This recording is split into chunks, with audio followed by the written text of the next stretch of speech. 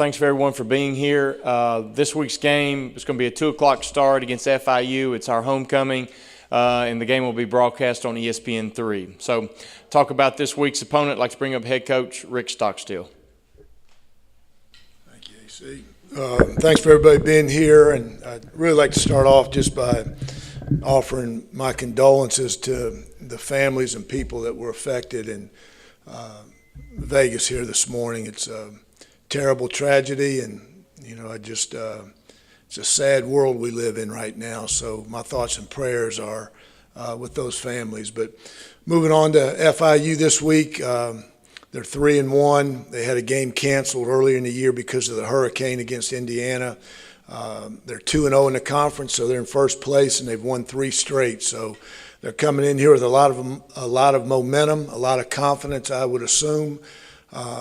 It was a tight ball game last year. We won 42-35.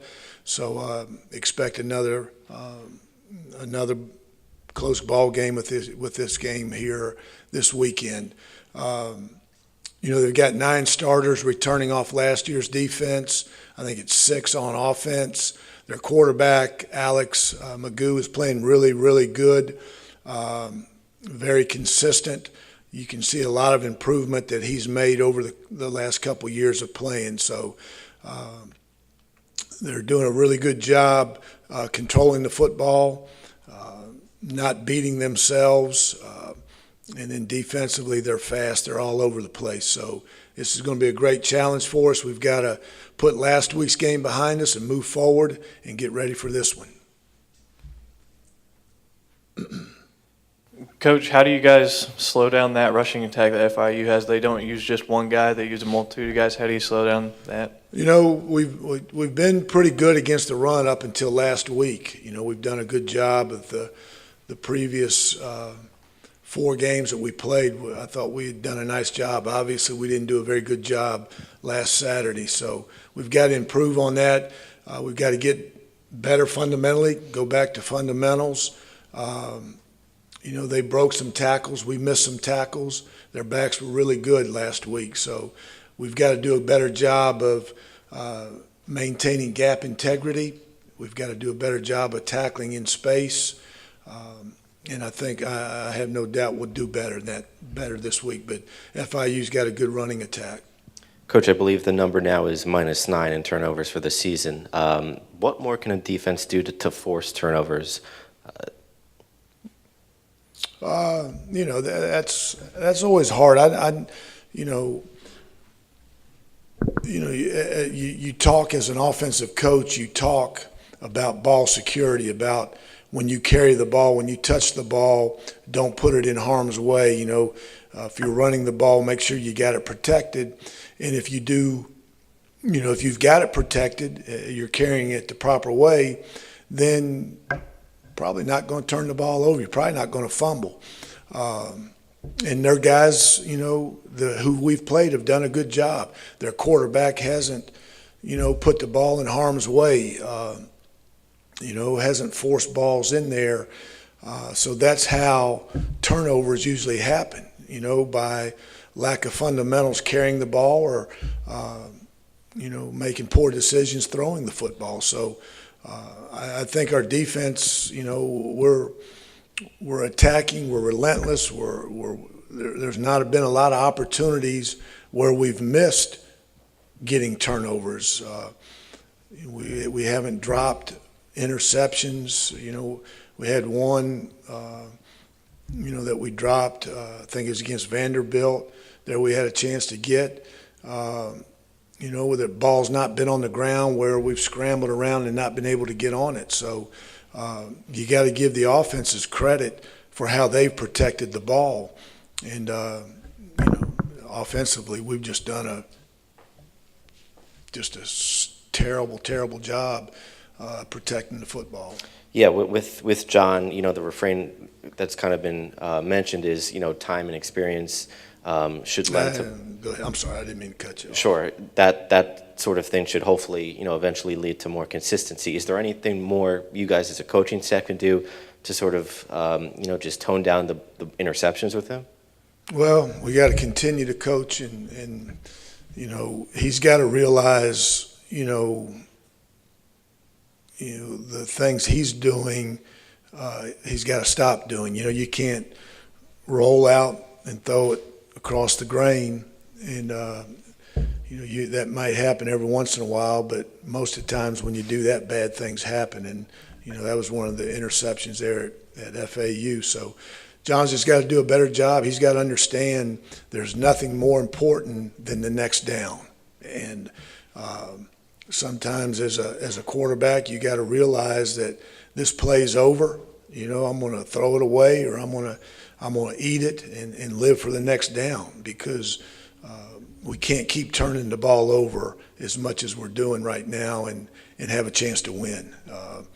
It's 3 possessions that we lost, that we gave FAU, 3 additional possessions there. So we got to do a much better job of protecting the ball, because it's how you win. It's how you lose. You can go through every college game and every NFL game probably, and the team that wins the turnover battles probably got a better chance to win. So we've stunk it up here so far, but we got to get it better. We got to get it corrected, and it starts with me. I got to get it corrected. How long is his leash in that regard? Let's say he throws another 3 interceptions. I'm not going to get into that. He's just got to play better. Okay. Walter Brady and Mike Minter, what's we'll find out more this week. Mike got hurt in Friday's practice, wasn't able to go Saturday, didn't practice yesterday, and we'll know more Tuesday, see if he can go. And same with Walter. He's still, he hasn't been cleared to go yet. Okay. Minus those 2 guys, defensively, where does just the leadership come from? DJ Sanders, Malik Mansell, Javante Moffitt, Darius Harris. We got good lead. JJ. We got plenty of leadership over there. And last question, Brent. What do you think about his chances for this weekend? Probably the same answer I've been giving you. I'm hopeful, but I just don't know. I'll be glad when he can, but I don't have an answer for you right now on he or Richie. I think they're still ways away. What do you have to hear or see from both of those guys for them to actually play on a Saturday? Brent Richie? Yes, sir. I can go. I trust him, and I'm good. As soon as they say that, I'm good. So we won't put them out there unless they're healthy enough to compete and play. Brent hasn't said that yet. I mean, yeah, but I don't trust him. He said that a long time ago. But you got to get out there and show that you can do it. Is he as frustrated as anybody, knowing that it's kind Absolutely. of an urgent? Yeah, it's you hate any. I mean, as an athlete, the amount of work and preparation that you put in to a season, especially what he does, and then to have it taken away, it's frustrating. And he knows, we all know, we need him out there. He can help us, just like Richie. We need him out there, and you don't have your 2 best players. It's frustrating, and they're both frustrated. With Arzura, how much time does it take to get over that transition period to where you guys can play complementary football, limiting the turnovers and playing good on defense? Well, I don't think us playing bad on defense against FAU had anything to do with John other than the turnovers that he had. But when the defense went out there, now they got to step up and play. John's just got to play better, and he did some good things. He's just got to, if he'll eliminate the turnovers, we're not having this conversation, because he did a lot of good things. But, the turnovers just kill us. And he's got to eliminate those. But had he not turned the ball over as much as he did or has, we'd be saying, he's playing pretty good. but that's not all the equation. So he's got to protect the ball better. Good. Coach, Magoo might not stand out statistically, stand out off the page, but he's obviously taken them to a 3-run record. What do you see from him on filming that such? He's doing a great job of running their offense. He's not turning the ball over. I think he's thrown 3 interceptions. He's distributing the ball to the right guys. I don't know what he's doing at the line of scrimmage, how much he's changing his offense, but he's doing a good job managing that offense and putting them in a position to win. And, they were down a bunch against Charlotte last week, and they came back and won. They were down the week before against Rice, and they came back and won. So he's been in some close games. Their 3 wins have been close, and, he's engineered wins for them. So he's done a nice job. I know it's homecoming this week. Do you, in your past years' experience, have you seen the guys more jacked up for homecoming week? Not really. I've always said I think homecoming is for, the fraternities and sororities to build their floats and the alumni to come back in and all that. And guys will have family in and everything, but there's not any, added incentive or motivation to play well because it's homecoming. We got to play well this week because, we're a game behind and we're trying to catch up. Rick, you strike me as the kind of guy who was a homecoming king back in the day. Yeah, you. What strikes you there? Seemed like a nice thing to say on a Monday. I appreciate you. Thank goodness they didn't have homecoming kings when I was in high school.